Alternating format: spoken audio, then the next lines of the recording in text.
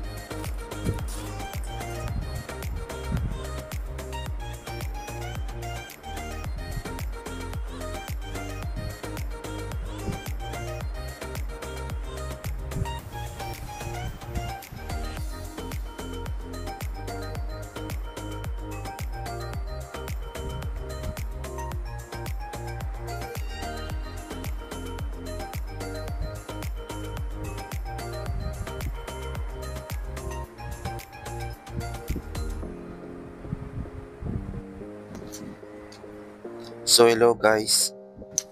So ngayon para makakonect kayo sa receiver is kailangan mo muna mag-download ng Open Camera sa Google Play or sa Play Store nyo.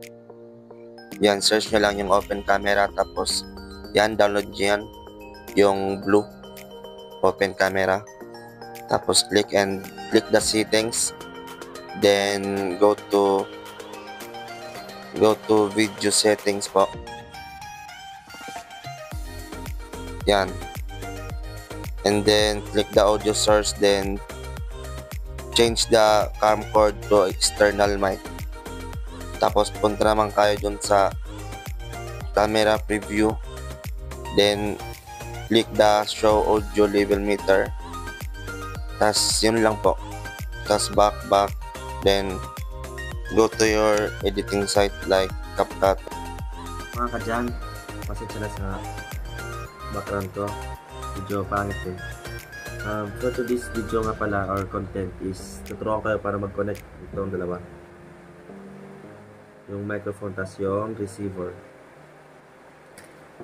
Bali, ito pala yung box niya.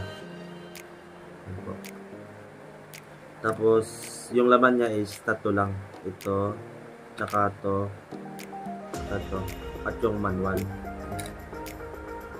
Ituturo ko sa inyo para mag-connect yung receiver papunta sa cellphone tsaka dito sa microphone yung sender. First of all is i-connect mo yung receiver dito sa charging pin charging pin ng cellphone. Yung cellphone ko pala ay Redmi. So bali kung Redmi yung cellphone mo or ibang cellphone, kahit di na i-open yung OTG ng mga settings nyo, is okay lang. Kasi dito sa manual may nakalagay is ang mga kailangan lang na i-open yung OTG is Oppo, Vivo, Realme.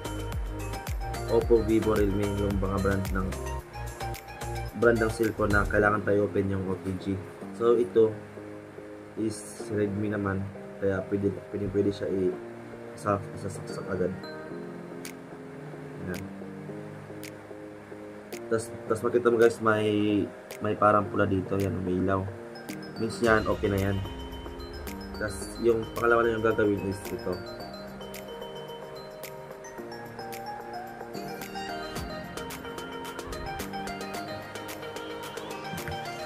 Nasaksakan dito yun, kaya mayroon dito.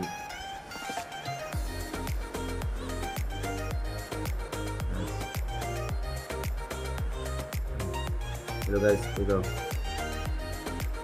So bali narinig nyo na ako. Kasi kapag isasaksak mo yung receiver dito sa cellphone, para mamit agad yan yung nasa cellphone. Kapag di pa na-on dito. Pero kung na-on na ito, syempre marinig mo na ako at gumagana na yung microphone niya. Yun lang guys. Hello, what's up?